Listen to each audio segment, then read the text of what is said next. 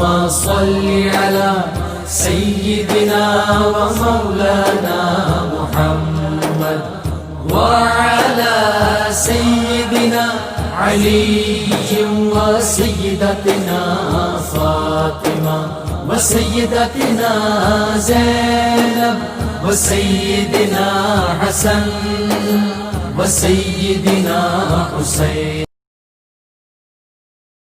اعوذ باللہ من الشیطان الرجیم. بسم اللہ الرحمن الرحیم. الحمد للہ رب العالمین والصلاة والسلام علی اشرف الانبیاء والمرسلین واہل بیتہ الطیبین الطاہرین المعصومین. اما بعد. سورہ مبارکہ بنی اسرائیل آیت نمبر 61 سے آیت نمبر 61 سے 69.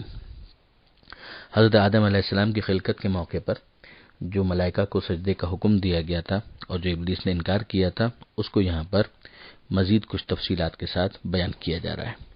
وَإِذْ قُلْنَا لِلْمَلَائِكَةِ، اور جب ہم نے کہا فرشتوں سے، اسجدوا لآدم، سجدہ کرو آدم کو، فسجدوا الا ابلیس، تو ان سب نے سجدہ کیا سوائے ابلیس کے. قال، اس نے کہا، ااسجد لمن خلقت طینا، کہ کیا میں اس کو سجدہ کروں جس کو تو نے مٹی سے پیدا کیا. قال ارأیتک ھذا الذی کرمت علی، اس نے کہا کیا تو اس کے لیے مجھ سے چاہ رہا ہے کہ میں سجدہ کروں، یعنی کیا تو نے دیکھا کہ تو اس کے لیے مجھ سے چاہ رہا ہے کہ میں سجدہ کروں، اس کو تو نے مجھ پر ترجیح دی ہے جس کو تو نے مٹی سے پیدا کیا، یعنی کوئی وجہ نہیں ہے کہ اس کو تو نے میرے اوپر ترجیح دی ہے. اس کی پوری نگاہ جو ہے وہ مادہ ہی کے اوپر ہے، اسی قیاس کے اندر وہ الجھ گیا ہے، نہ وہ خدا کے انتخاب کو دیکھ رہا ہے، نہ وہ اس صلاحیت کو دیکھ رہا ہے جو پروردگار عالم نے خاص آدم علیہ السلام کے اندر رکھی ہے. لئن اخرتنی الی یوم القیامہ، اگر تو نے مجھے مہلت دی قیامت کے دن تک، لاحتنکن ذریتہ الا قلیلا، تو میں جڑ سے اکھاڑ دوں گا اس کی نسل کو سوائے کم افراد کے، یعنی میں ان کو راستہ جو اطاعت کا ہے اس سے ہٹا دوں گا، صراط مستقیم سے ہٹا دوں گا، میں ان کے لیے گمراہی کا سامان تیار کروں گا اور یہ لوگ گمراہ ہو جائیں گے سوائے تھوڑی سی تعداد کے. قال، پروردگار عالم نے جواب دیا، اذهب، نکل جا یہاں سے، فمن تبعک منہم، تو ان میں سے جو تیری اتباع کرے گا، فإن جہنم جزاؤکم جزاء موفورا، تو جہنم تم سب کی جزا ہوگی اور پوری پوری سزا ہوگی. یعنی پھر جو تم ان میں سے انسانوں میں سے تیری اتباع کریں گے تو ہم تم سب کو پھر ایک ساتھ ہی جہنم کے حوالے کر دیں گے اور وہ پوری پوری سزا ہوگی. اور یہاں پر پھر پروردگار عالم نے ارشاد فرمایا ہے کہ جو تجھے کرنا ہے کر گزر، اور اس میں 4 چیزوں کو ہائی لائٹ کیا ہے. وَاسْتَفْزِزْ مَنِ اسْتَطَعْتَ مِنْهُمْ بِصَوْتِكَ، ورغلا ان میں سے جس پر تیرا قابو چلے اپنی آواز سے، یعنی استفزز ورغلا جتنی تیری طاقت ہے، من استطاعت، جن کو تو کر سکتا ہے ورغلا سکتا ہے تو یہ کام کر، اور اس میں تو اپنی آواز کو استعمال کر. بصوتک، تو ایک بات ہمیں سمجھ میں آئی کہ کچھ آوازیں ہیں کہ جو شیطان کا ہتھیار بنیں گی. وَأَجْلِبْ عَلَيْهِمْ بِخَيْلِكَ وَرَجِلِكَ، اور ان کے اوپر ہلہ بول دے اپنے سواروں اور اپنے پیادہ لشکر کے ساتھ، یعنی کچھ ایسے ہوں گے جو ودن موجود رہیں گے اور شیطان کے نمائندے بن جائیں گے، اور کچھ ایسے ہوں گے کہ جو تیزی کے ساتھ آ رہے ہوں گے، یعنی کچھ کی سپیڈ سلو ہوگی، کچھ کی سپیڈ تیز ہوگی. سوار جو گھوڑے کے اوپر ہوتا ہے اس کی سپیڈ تیز ہوگی، جو پیادے ہوتے ہیں ان کی سپیڈ سلو ہوتی ہے. تو ہر طرح کا ایک لشکر ہوگا جو شیطان کے پاس ہے کہ جس کے ساتھ وہ پورا حملہ کرے گا ذریت آدم علیہ السلام پر. وَشَارِكْهُمْ فِي الْأَمْوَالِ وَالْأَوْلَادِ، اور شریک ہو جائے ان کے مال میں اور ان کی اولاد میں. اب مال کے اندر مال حرام بھی آ گیا، سود بھی آ گیا، حرام کمائی بھی آ گئی، سب کچھ آ گیا.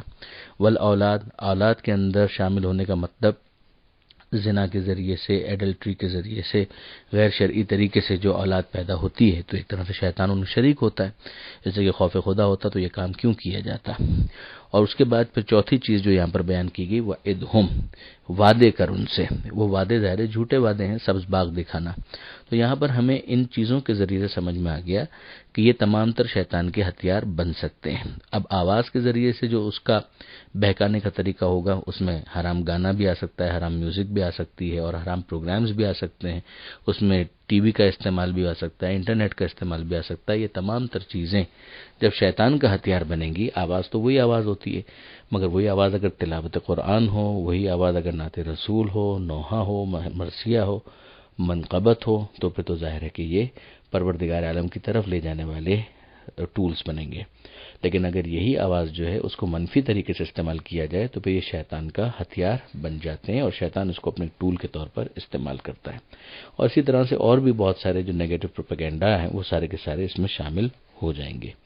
پھر اس کے بعد جو اگلی چیز یہاں پر ہم نے دیکھا کہ بہت سارے ایسے لشکری ہیں جو ہم سورہ ناس کے اندر بھی پڑھیں گے، کہ جو پروردگار عالم نے سمجھایا کہ رب کی پناہ مانگو، پناہ پروردگار میں آ جاؤ، ملک الناس الہ الناس من شر الوسواس الخناس الذی یوسوس فی صدور الناس۔ تو وہ خناس کے مقابلے میں تو وہ شیطان ہی کے لشکر کی طرف متوجہ کیا جا رہا ہے، اور وہ من الجنت والناس، انسانوں میں سے بھی ہے، جنات میں سے بھی ہیں، یعنی انسان میں کچھ ایسے شیطان کے لوئل بن جاتے ہیں کہ گویا پھر وہ شیطان کے لشکر میں شمار ہوتے ہیں، اور جنات میں سے جو ہیں وہ تو ہمارے لیے قابل مشاہدہ بھی نہیں ہیں۔ وشارکم فی الاموال والاولاد، اس کے حوالے سے بھی گزارش کر دی گئی کہ مال اگر حلال نہیں ہے تو پھر گویا شیطان اس میں شریک ہو گیا، اولاد کی اگر تربیت صحیح نہیں کی تو بھی اس کے اندر شیطان شریک ہو گیا۔ اور پھر سبز باغ دکھانا، یہ تو ہم جانتے ہیں کہ استعمار و طاغوت کا طریقہ کار بھی یہ کہ بہت سارے ایسے جھوٹے وعدے کہ جس کے ذریعے سے انسان کی توجہ اپنی طرف جذب کی جائے، اور پھر اس کے بعد آخر میں پتہ چلے کہ اس کا نتیجہ کچھ بھی نہیں تھا۔ یہی بات آگے پروردگار نے بیان بھی کی کہ وما یعدہم الشیطان الا غرورا، کہ شیطان کا وعدہ سوائے دھوکے کے اور کچھ بھی نہیں ہوتا۔ ان عبادی لیس لک علیہم سلطان، یہ بہت حوصلہ افزا تبصرہ ہے یہاں پر جو آخری آیا ہے کہ یقیناً جو میرے بندے ہیں ان کے اوپر تیرا کوئی زور زبردستی والا معاملہ نہیں ہے، یعنی یہ سارے کام شیطان کرے گا، خود کرے گا، اپنے چیلے چانٹوں کے ذریعے سے کرے گا، اپنے لشکریوں کے ذریعے سے کرے گا، مگر شیطان گمراہ کرنے کے لیے زبردستی کسی پر بھی نہیں کر سکتا۔ جو گمراہ ہوں گے آخر میں اپنے اختیار سے گمراہ ہوں گے۔ وَكَفَى بِرَبِّكَ وَكِيلًا، اور تمہارا پروردگار اس سے بڑھ کر کون کارساز ہوگا، یعنی کام بنانے والا اس سے بڑا کون ہو سکتا ہے۔ یعنی اب ان سب کے مقابلے میں اگر انسان اللہ کی پناہ حاصل کر لے، اللہ کے دامن سے جڑ جائے، تو پھر اس کا نتیجہ یہ نکلے گا کہ شیطان اس کے اوپر بالکل بھی قابو نہیں پا سکے گا، اور وہ اپنی کوششوں کے اندر ناکام ہو جائے گا۔ آگے پروردگار عالم نے اپنی بعض نشانیوں کی طرف متوجہ کیا ہے۔ ربکم، تمہارا رب ہی تو وہ ہے، الذی یزجی لکم الفلک فی البحر، کہ جس نے تمہارے لیے کشتیوں کو چلایا سمندر میں، لتبتغوا من فضلہ، تاکہ تم اللہ کا فضل حاصل کر سکو، یعنی اپنی رزق روزی حاصل کر سکو۔ انہ کان بکم رحیمہ، یقیناً وہ تم پر مہربان ہے۔ اب یہاں پر ہمیں ایک بات سمجھ میں آتی ہے کہ وہ پروردگار جس نے دنیا میں پیدا کر کے چھوڑ نہیں دیا اور انسان کو جسم کے تقاضوں کو پورا کرنے کے لیے رزق اور روزی فراہم کیا، تو پھر بھوک کے مقابلے میں جو غذا فراہم کرتا ہے وہ شیطان کے مقابلے میں بھی طاقت فراہم کرے گا، مگر بات بنیادی یہ ہے کہ تم پروردگار سے اپنے تعلق کو مضبوط کرو، وہ والی بات نہ ہو جو آگے آ رہی ہے۔ وَإِذَا مَسَّكُمُ الضُّرُّ فِي الْبَحْرِ، جب تمہیں سمندر میں کوئی پریشانی چھو بھی جاتی ہے، ظَلَّ مَن تَدْعُونَ إِلَّا إِيَّاهُ، تو بھول جاتے ہو سب کو، صرف اور صرف خدا یاد رہتا ہے، یعنی جن کو تم خدا کے ساتھ شریک قرار دیتے ہو ان کو پکارنا تمہیں یاد نہیں آتا، صرف اور صرف خدا ہی یاد آتا ہے۔ فَلَمَّا نَجَّاكُمْ إِلَى الْبَرِّ، اور جب وہ تمہیں خشکی پر اتار دیتا ہے، نجات دیتا ہے، آرستم، تو پھر تم منہ پھیر لیتے ہو۔ وَكَانَ الْإِنسَانُ كَفُورًا، اور انسان بڑا کفران نعمت کرنے والا ہے، ناشکرا ہے۔ تو اگر یہ والی پوزیشن ہوگی پھر سیدھی سی بات ہے کہ شیطان کو قبضہ کرنے کا اور تسلط حاصل کرنے کا موقع ملے گا۔ افامنتم، کیا تم مطمئن ہو گئے، ان یخسف بکم جانب البر، کہ کہیں وہ خشکی ہی میں تمہیں دھسا نہ دے، یعنی جو تم سمندر میں اس کی طرف پوری طرح سے متوجہ ہو گئے تھے، وہ فطری جو تمہاری توجہ تھی وہ خدا کی طرف ہو گئی تھی، یہ خشکی پر آ کر تم نے اپنا رخ تبدیل کر لیا، اپنا انداز بدل دیا، تو کیا خشکی میں خدا تمہیں دھسا نہیں سکتا؟ کیا خشکی میں تمہارے اوپر عذاب نازل نہیں ہو سکتا؟ او یرسل علیکم حاسبا، یا تمہاری طرف وہ آندھی بھیج دے، ثم لا تجدوا لکم وکیلا، پھر اس کے بعد تم کوئی محافظ اپنے لیے نہ پاؤ۔ ام امنتم ان یعیدکم فیہ تارۃ اخری، یا تم اس بات سے مطمئن ہو گئے اگر وہ تمہیں واپس سمندر ہی کے اندر پلٹا دے، یعنی پھر تمہارا کیا ہوگا؟ فَيُرْسِلَ عَلَيْكُمْ قَاصِفًا، اور تیز جھکڑ تمہاری طرف چلنے لگے، سمندر کے اندر طوفان آ جائے، من الريح ہوا میں سے، فَيُغْرِقَكُمْ بِمَا كَفَرْتُمْ، تو تمہارے کفر کی وجہ سے اگر وہ تمہیں غرق کر دے، ثُمَّ لَا تَجِدُوا لَكُمْ عَلَيْنَا بِهِ تَبِيعًا، پھر اس کے بعد کوئی باز پرس کرنے والا بھی تم نہیں پاؤ گے جو تمہارے حوالے سے پوچھ سکے کہ بھائی کیوں ان کو غرق کر دیا، کیا ہوا ان کا، نہ ہم سے کوئی مطالبہ کر سکے گا، نہ کوئی ہم سے پوچھ سکے گا۔ تو کیا تم مطمئن ہو گئے ہو؟ یعنی تمہارے مطمئن ہونے کی کوئی گنجائش نہیں ہے۔ خدا کے ساتھ محبت والا اپنا تعلق اس کے رب ہونے کو ذہن میں رکھتے ہوئے مضبوط کرو۔ تم خشکی میں ہو، دریا میں ہو، سمندر میں ہو، کہیں پر بھی ہو، تمہیں اپنے رب کی ضرورت ہے، اور تمہارا رب تمہارے ساتھ اپنے تعلق کو مزید مضبوط کرنا چاہتا ہے۔ یہی تمہارا امتحان ہے کہ تم دنیا میں رہتے ہوئے خدا سے کتنے قریب رہتے ہو۔ یہاں پر یہ صفحہ مکمل ہوا۔ پروردگار عالم سے دعا ہے قرآن پڑھنے، سمجھنے اور عمل کرنے کی توفیق عطا فرما، اور وارث قرآن امام زمانہ کے ظہور میں تعجیل فرما۔